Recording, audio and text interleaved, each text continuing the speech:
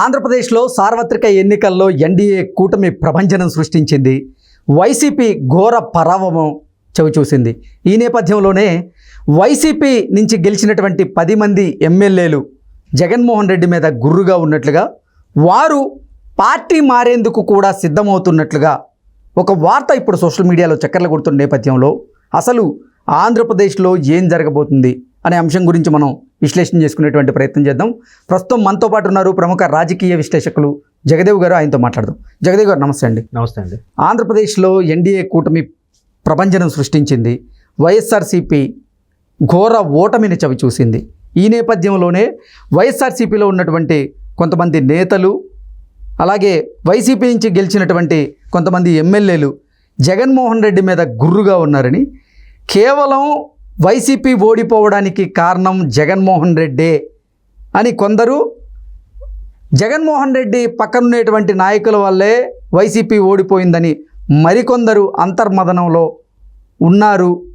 ఇప్పుడు గెలిచినటువంటి 10 మంది ఎమ్మెల్యేలు ఎవరైతే ఉన్నారో జగన్మోహన్ రెడ్డి మినహా వారందరూ వైసీపీకి దూరం అవ్వాలని ప్రయత్నం చేస్తున్నారు అంటూ ఒక వార్త సోషల్ మీడియాలో చక్కర్లు కొడుతూ ఉంది.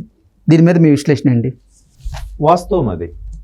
ఇంకోటి ఏంటంటే, ఒకవేళ జగన్మోహన్ రెడ్డి గారి మీద గుర్రుగా లేకపోయినా బెల్లం ఎటుంటే అటే చేమలు చేరుతాయి. ప్రభుత్వం ఎటువైపు ఉంటే అటువైపే మొగ్గు చూపుతారు. పైగా ఎంత ఘోర పరాభవం అంటే వైసీపీకి ప్రతిపక్ష హోదా కూడా లేకుండా పోయింది. కనీసం 18 కూడా రాలే. సో ప్రతిపక్ష హోదా లేకపోవడం, మీరు అన్నట్టు 11 మందిలో ఈయన మినహాయిస్తే మిగతా 10 మందిలో మేబీ పెద్దిరెడ్డి గారు ఒక్కరే ఉంటారేమో. మరి ఆయన దూరపుడి బంధువు ఏదో సంథింగ్ కాబట్టి వాళ్ళిద్దరే ఉంటారు. మిగతా అందరూ కూడా మొగ్గు చూపట్లేదు. అసలు తాడేపల్లి వైపు వెళ్ళడానికి కూడా ఇష్టపడట్లేదు. ఆల్రెడీ కౌంటింగ్ రోజు ఈవినింగే వచ్చిన వార్త ఏంటంటే, కోస్తా జిల్లాల్లో 4, రాయలసీమ 7 అనుకుంటా కదా, మొత్తం 11 వచ్చాయి. ఈ 11లో రాయలసీమ 7లో కూడా 5 రెడీ టు జంప్ అనమాట, సిద్ధంగా ఉన్నారంట. ఆల్రెడీ సాయంత్రానికే ఫోన్లో మంత్రాలు చేసి, అయ్యా మాకేం పదవి లాపేలు పర్వాలేదు, అటువైపు మేము వచ్చేస్తాం అన్నట్టుగా. అంటే ప్రభుత్వం వైపు ఉన్నామంటే అదొక గౌరవం ఉంటుంది కదా.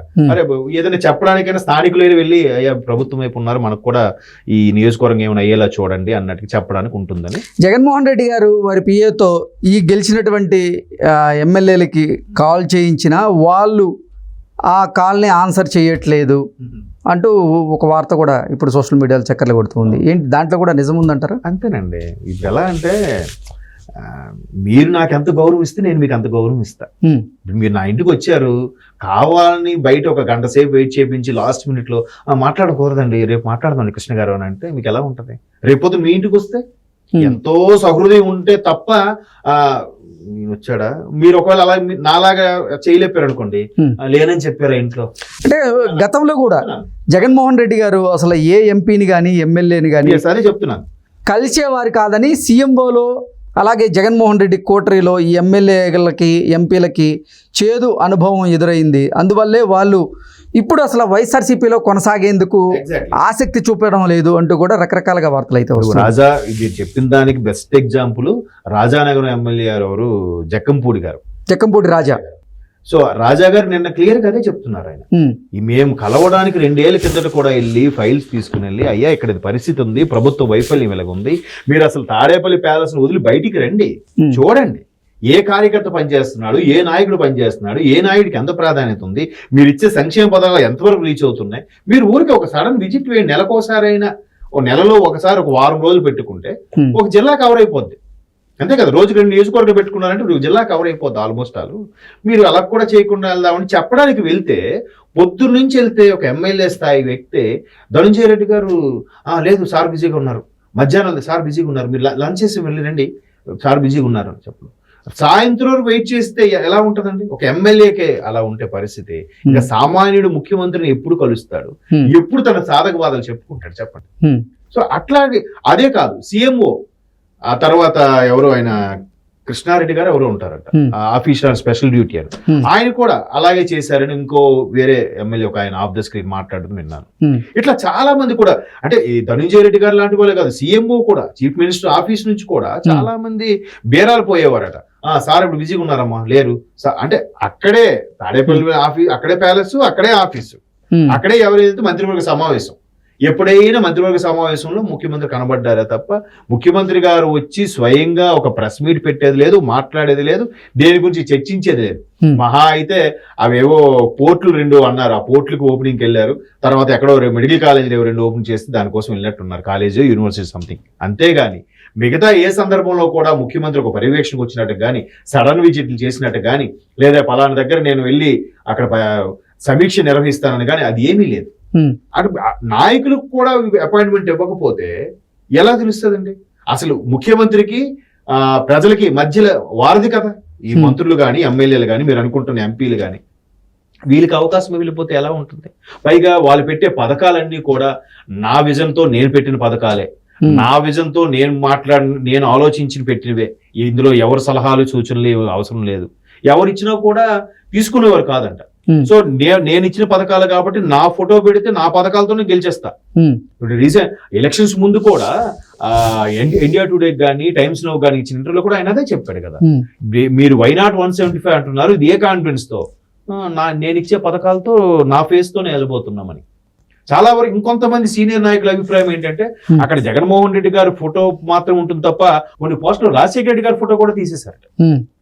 మూలం అదే కదా, ఆ చెట్టు పేరు చెప్పే కదా వీళ్ళందరూ కాయలు అమ్మారు. మరి ఆ చెట్టు పేరునే తీసేస్తే ఎలా అండి? సో అంటే అలాగా ప్రతిదీ పథకాలు నా వల్లే జరిగాయి. నేను కుక్కర్ నిలబెట్టిన 10 నియోజకవర్గంలో గెలుస్తుంది, అందుకే 90 నియోజకవర్గాల్లో కూడా మార్చేస్తున్నాం అంటే రకరకాలుగా అంటే ఇప్పుడు ఎలా ఉంటుంది మీరు అబ్జర్వ్ చేశారో లేదో, గతంలో ఒక సినిమా ఆర్టిస్ట్ కూడా ఉన్నప్పుడు ఆయన మంచి స్టార్ గా వెలిగారట. ఆయన పతనం అయిపోవడానికి కారణం ఆయన అసిస్టెంట్లేనంట. ఎందుకు అసిస్టెంట్లు?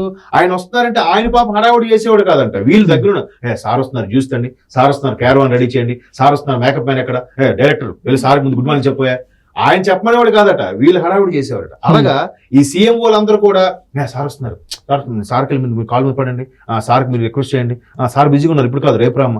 ఒకవేళ సార్ ఖాళీగా ఉన్నా ఇదే డైలాగు. అంటే వీళ్ళకి లబ్ధి కోసమో లేదంటే వీళ్ళు బిల్డప్ కోసమో ఇచ్చిన బిల్డప్ ఏదైతే ఉందో అది ఆయన తెలుసుకోలేకపోయాడు. ఒక రకమైన 151 సీట్లతో గెలవడంతో మేబీ ఒక రకమైన ఫీలింగ్ వస్తుంది కదా, ఓహో ప్రజల్లో నాకు ఎంత ఆదరణ ఉందా, నాకు ఎంత ఇమేజ్ ఉందా అనే ఫీలింగ్ లో ఆ మాయలో కొట్టుకుపోయాడు ఆయన. ఇప్పుడు తెలంగాణలో కూడా కేసీఆర్ గారు వరుసగా 2 ఏళ్ళు అయిన తర్వాత ఇప్పుడు మొన్న అంత ఓటమి తర్వాత ఎంపీ స్థానాల్లో ఒక్కడు కూడా రాకపోవడం, ఇదన్నీ దేనికి సంకేతాలండి? అందరూ చెప్పేది ఏంటంటే కేసీఆర్ గారు కూడా చాలా వరకు ఆయన చెప్పిందే తప్ప ఎవరి మాట వినేవారు కాదు అనే ధోరణిలోకి వెళ్ళిపోయారు అని చాలా మంది చెప్పారు. మరి ఎంతవరకు వాస్తవం అని తెలియదు, ఎందుకంటే ఇక్కడ పరాభవం చూస్తుంటే మేబీ వాస్తవమేమో అనిపిస్తుంది. అలాగే అక్కడ జగన్మోహన్ రెడ్డి గారు కూడా నేను నా ఫోటో ఉంటే చాలు, నా పథకాలతో నా ఫోటోతో నేను గెలిచేస్తాను, వై నాట్ 175 కాకపోతే కనీసం 140 వస్తాయి అనే కాన్ఫిడెన్స్ లో ఉన్నారు. ఆ కాన్ఫిడెన్స్ తోనే ఆ మాయలోనే బతికేశారు. ఆ మాయలో బతికేయడం ఇప్పుడు ఎమ్మెల్యేలు ఎంపీలు ఏదైతే వాళ్ళు కూడా కనీసం కలిసి వాళ్ళ అభిప్రాయాలు ఏమండి మన పథకాలు జనాల్లోకి వెళ్తున్నాయా, వాళ్ళు ఏమనుకుంటున్నారని ఒక మాటైనా అడగాల, అదే లేదు. సూపర్, అంత తిరుగులేదు. వాళ్ళు వచ్చి చెప్పడానికి వచ్చిన వాళ్ళకి అపాయింట్మెంట్ ఇవ్వకపోతే ఇప్పుడు వాళ్ళు ఆ 10 మంది ఎవరైతే ఉన్నారో ఆ 10 మంది కూడా వస్తారా అంటే వీళ్ళనా ఎందుకులే ఏం చెప్తారు, ఇప్పుడు గవర్నమెంట్ ఉన్నప్పుడే మనకేం జరగలేదు, ఇప్పుడు లేదు ఇంకేం జరుగుతుందిలే అని చెప్పి అందరూ మొహం చోటేస్తున్నారని అందరికీ తెలిసిన విషయం.